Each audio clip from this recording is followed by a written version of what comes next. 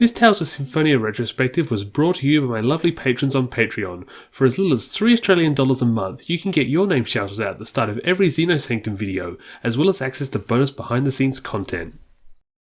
I'm going to be totally honest here. I think this game is just okay.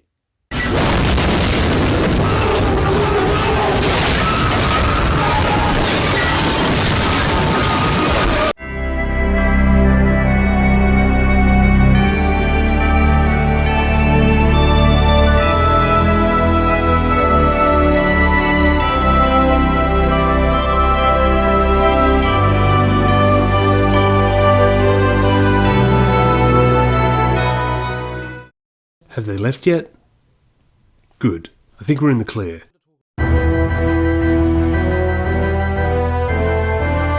Well, as I was saying during the last retrospective, while Team Destiny worked on the series' first foray onto the 6th generation of consoles, the majority of the studio would work on the series' debut into the 3rd dimension.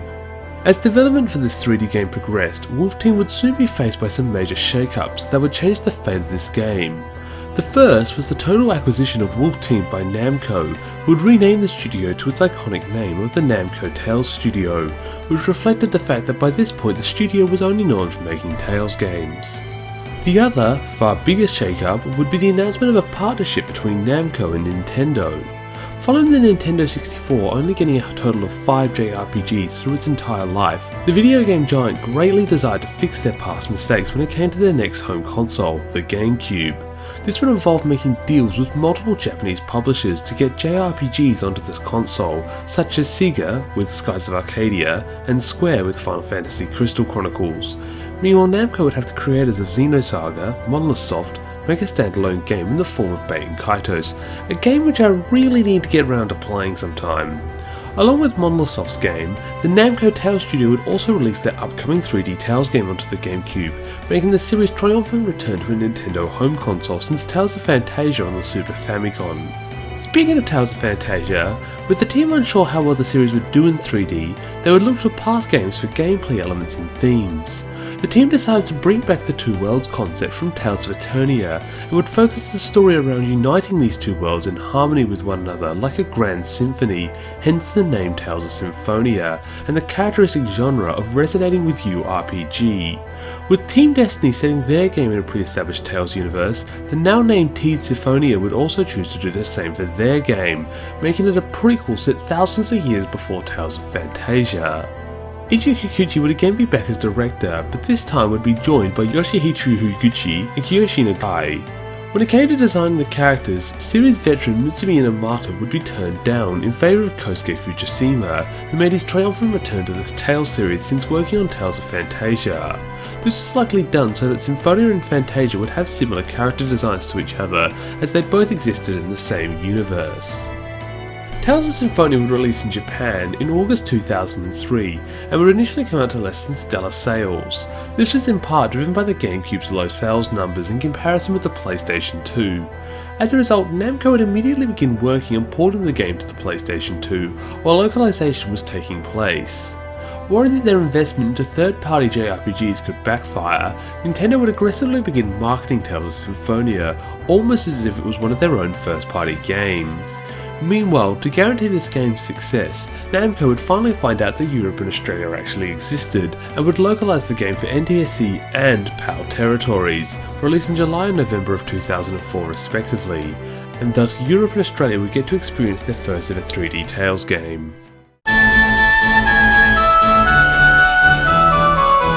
The story begins with a recount about a giant world tree that was the source of all mana in the world of Silveron, until it died in a war. As a result, the land began to decay, and a vicious race called the Designs began to prey on the humans.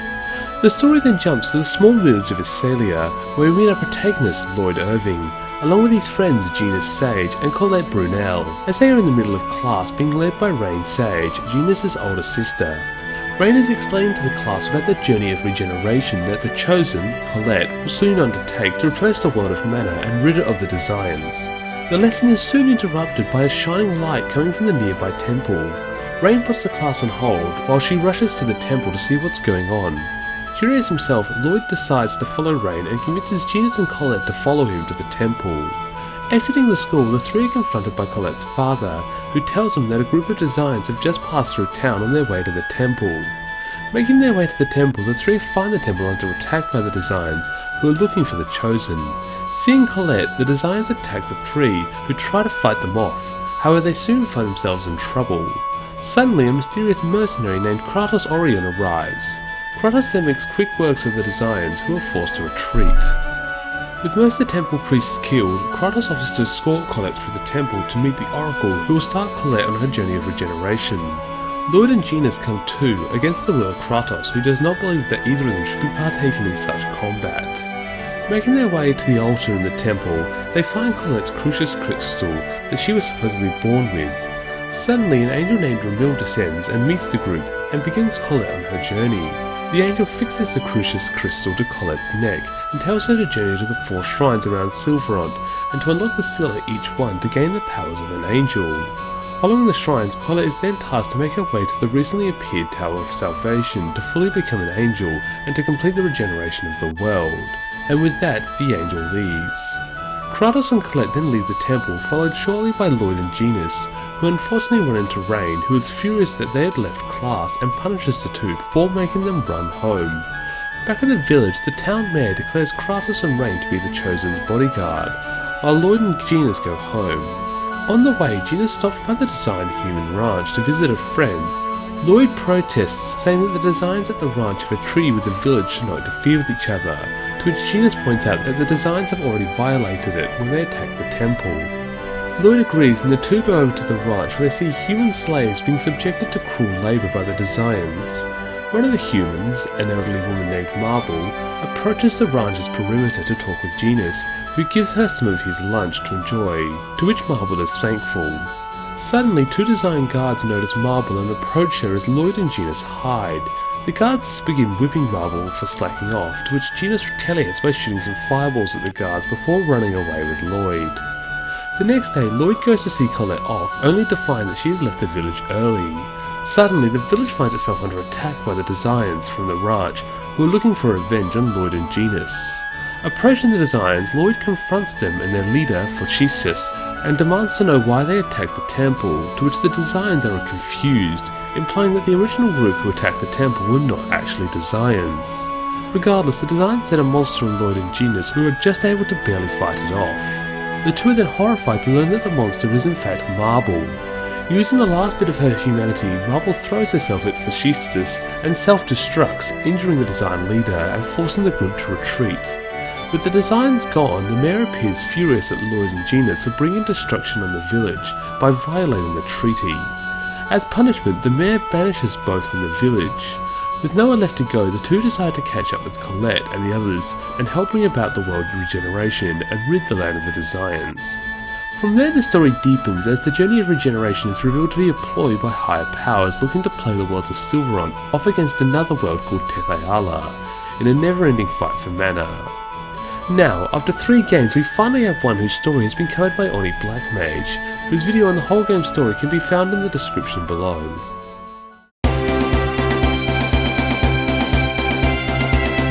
Just like Metroid Prime, Tales of Symphonia shows the benefit of moving into the 3rd dimension during the 6th generation of consoles as opposed to the 5th.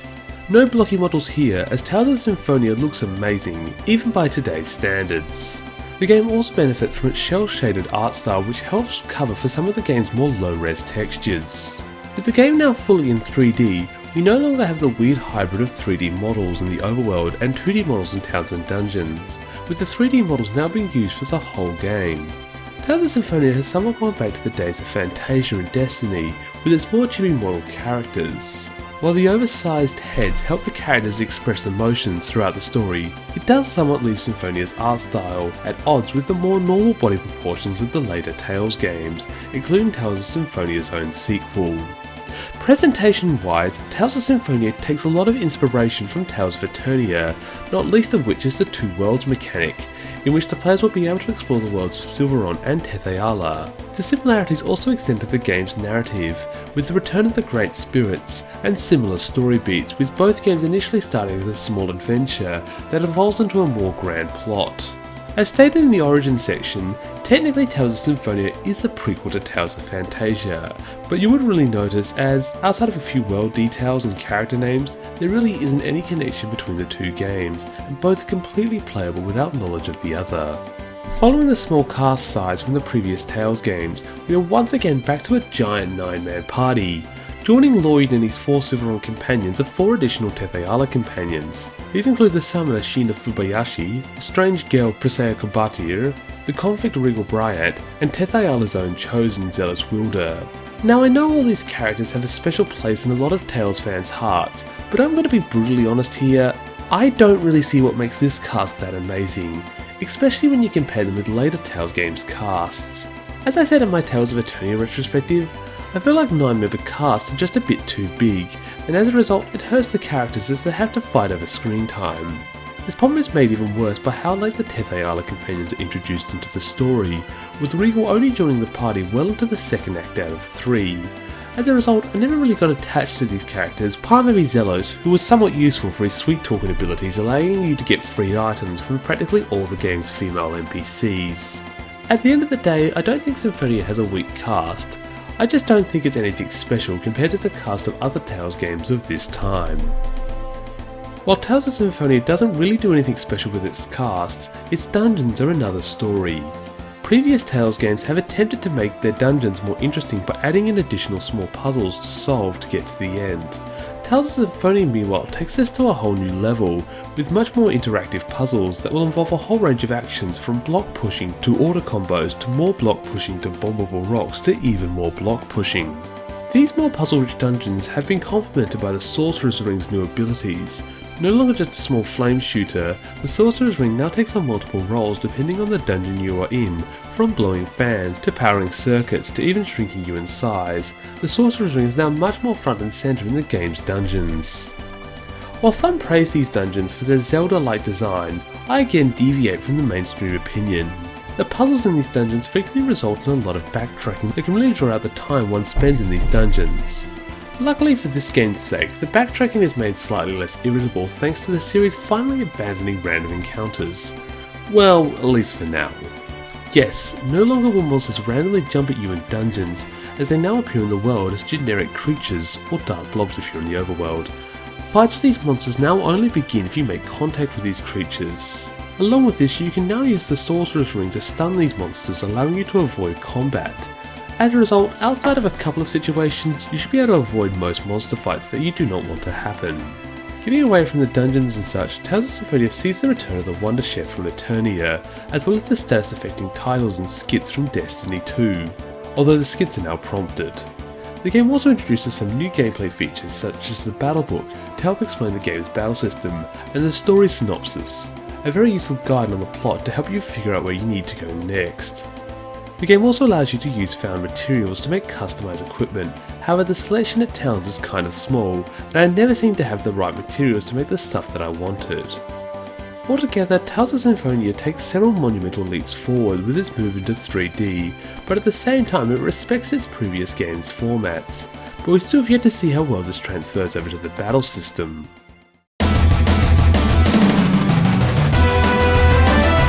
We now have our first 3D battle system with the introduction of the multi-line linear motion battle system. Battles now take place in a circular arena rather than along a single line like in the previous 4 games. Lines are now instead drawn between you and your targeted enemy, which will change when you change targets. Thus targeting is now way more important than it has been in any previous Tales game. Once a line with the enemy has been established, you can then approach or retreat from the enemy as well as perform any directional attacks in the same fashion as with the 2D Tales games. Much like with the previous games, holding the analog stick to the left or right will result in a slash attack, while holding down will do a stab attack. Holding up still performs aerial attacks, but new to Tales of Symphonia are the sweep attacks conducted by not inputting any direction when attacking. These sweep attacks are good at hitting enemies to the side of your characters and can be useful for when multiple enemies begin swarming your character. While primarily designed as a 3D version of Tales of Eternia's aggressive linear motion battle system, Symphonia does add several features found in Tales of Destiny 2's trusted tactical linear motion battle system.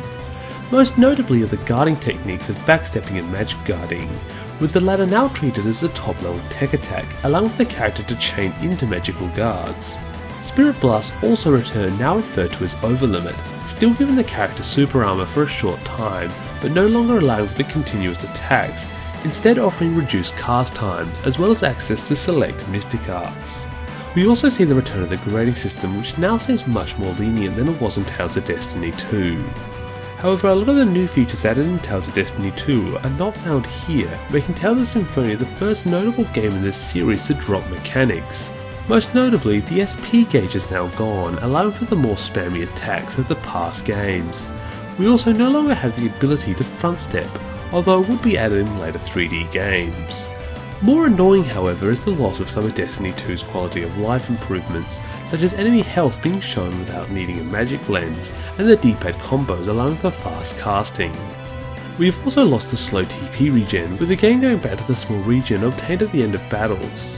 However, Symphonia now offers a small 1 TP regen for every combo attack that makes contact with the enemy, which has since gone on to become the series staple for all Tales games with TP gauges. Unfortunately, here it's not exactly reliable at regaining TP, especially for casters who lack any good combo attacks, and thus I frequently find myself needing to give orange gels to my high TP users multiple times in dungeons. In the Tales localization team's continuing attempt to settle on the name, our skills are now called techs. These are split into special attacks and spells, which are further split into 3 tiers. Special attacks once again can be chained off regular attacks as well as each other, as long as the previous special attack was a lower skill level than the current one. Characters will now learn new tech attacks as they level up. However, these new tech attacks will depend on if they have a technical or strike technique type. These technique types your characters will have depend on the EX gems that they have equipped. 4 of these gems can be equipped on the character at any one time, and they give a range of passive bonuses in and out of battle. Once a T or S type tech has been unlocked, if the player wants to learn the complementary tech, they need to forget the original tech before they can learn the new one. Or, if they have the GameCube version, just glitch out the game. Once a character has built up a solid number of techs, they can then use a unison attack. These work in a very similar fashion to Xenoblade Chronicles chain attacks, in which the player must first fill up a gauge at the bottom of the screen before initiating the attack with the Z button. Upon making contact with the initial attack, the game will pause for a few seconds, while all the party members will be able to unleash their attacks on the enemy as assigned by the player. If a specific combination of techs are used, the unison attack will be followed up with a combination attack for high damage. Going over to the characters, we see Lloyd breaking the trend of traditional Tales swords fighters by going full akimbo with a dual-wielding pair of sabers. Despite the new style, Lloyd keeps most of the special attacks used by his fellow Tales main characters. Genius is your pretty stock standard mage who can learn pretty much all the main spells, but when going in for close combat makes the interesting decision of using a Kodama as a weapon. Colette, in my opinion, is the hardest character to play with her chakra. While these weapons can collect considerable range, they also have really awkward attack patterns that I could never get the hang of. While she later unlocks specialised angel spells, the long cast time and strange abilities of these spells makes her someone I tend to leave up to the AI. Kratos, who later gets complemented with Zelos for story reasons, both take on a hybrid role using both special attacks and spells. With both supporting the classic Tales get-up as sword and shields, these two also have access to a couple of healing spells, taking pressure off the party's main healer, Rain. As the party's primary healer, Rain has access to a plethora of healing arts and buffing spells that make her an excellent healer. Too good of a healer if you ask me. With Kratos, Zelos and Regal only offering a handful of healing spells, I frequently found myself stuck with Rain in my party, as she was the only solid healer. This was made worse by the fact that Rain doesn't really have much in the offensive department outside of a few light spells, leaving your party down on firepower. When in battle, Sheena attacks using Paper Charm. They have special properties from debuffing to HP draining. Sheena is also our first dedicated summoner since Klaus in Tales of Fantasia, and will gradually form packs with the summon spirits. When in Overlimit, Sheena can then summon these spirits for a powerful area-wide attack. Using her axe, Presea is a much slower fighter than the other characters, but makes up for it with her high damage output and solid defense stats. While I enjoyed playing her, the number of times I went to attack only to get hit first because her attacks are so slow was a little bit too high for my liking. Finishing off our cast, we have Regal, who relies on his feet for combat.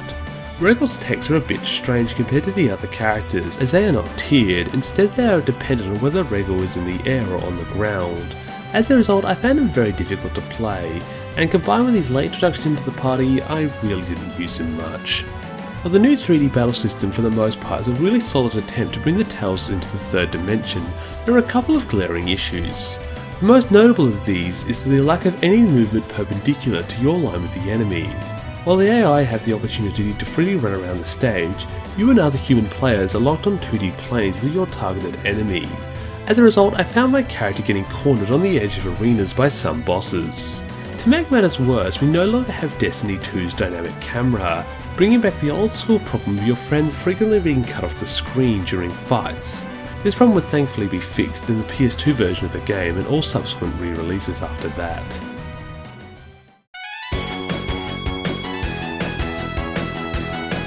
Motoi Sakuruba and Shinji Tamura are back again, and this time they are joined by Takeshi Ara.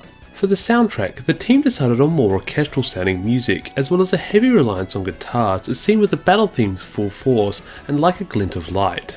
Personally, I'm not a big fan of this as it just exposes how fake MIDI instruments are compared to the real thing, and I normally prefer composers using MIDI files to play with the format's advantages rather than mimic orchestra. Just compare Symphonia's version of Fighting the Spirits with Fantasia's version.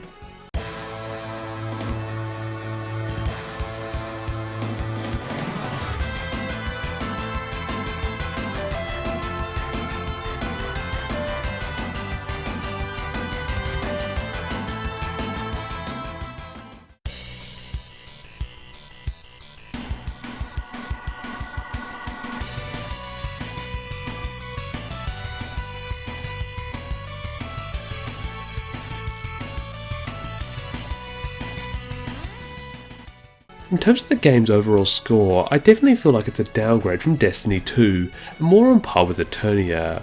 However, in a twist of irony, Tales of Symphonia has what might be my favourite battle theme in the entire Tales series in the form of Fatalize.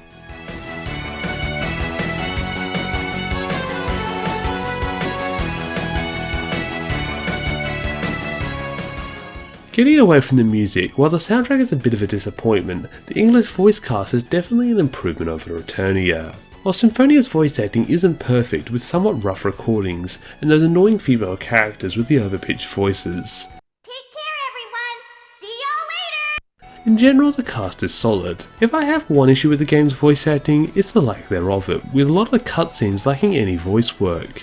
This also extends to the skits, which are left completely voiceless, which really ruins these comedic interactions. Worse, since they are voiced in Japan, you can't skip through the dialogue and read them instead, as you have to sit and wait for the non-existent voice actors to finish their lines before the script progresses. As a result of this, I frequently just skipped the skits entirely, which was a shame because a lot of them are quite funny. Going over to the opening song, while the West yet again gets an orchestral arrangement, Japan once again gets a J-pop anime style opening. This time we have the band Day After Tomorrow performing the song Starry Heaven, which from the second I heard it has gone on to become one of my favourite Tales opening songs.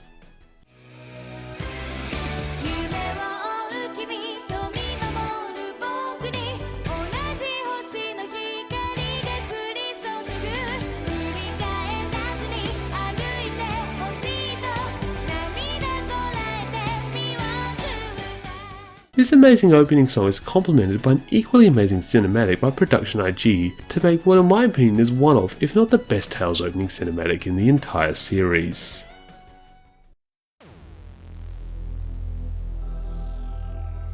They say the first Tales game you play is your favourite. Well, that's not true because Tales of Vesperia was my first Tales game and my favourite is Tales of Xillia. Don't get me wrong, I love Tales of Symphonia, from its gripping story to its fun combat system to its visually stunning art style. For a series' first debut into the third dimension, Tales of Symphonia ticks all the boxes.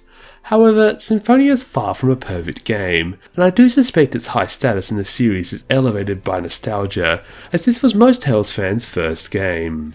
Much like with its predecessor, Tales of Fantasia, Symphonia has in nearly all aspects been superseded by its sequels which have added on to what this game created, and as a result it leaves Symphonia as somewhat of a bland game. The game also has flaws, most notable of which is how much of a slog it is to finish. Symphonia is a solid 10 hours longer to finish when compared with its 2D predecessors, and a lot of this comes down to the tedious dungeon layouts and cross-map traversal in the latter half of the game.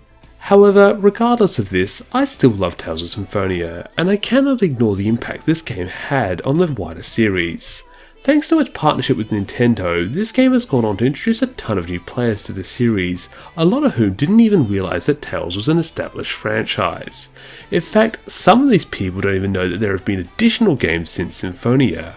I kid you not, I was playing Tales of Systeria on my PS4 the other day at a video games club, and this guy asked me what I was playing.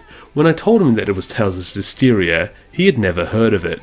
It wasn't until I told him that it was in the same series as Tales of Symphonia that he was like, wait, that game had sequels? And this brings me to my final point, which is a bit of a rant.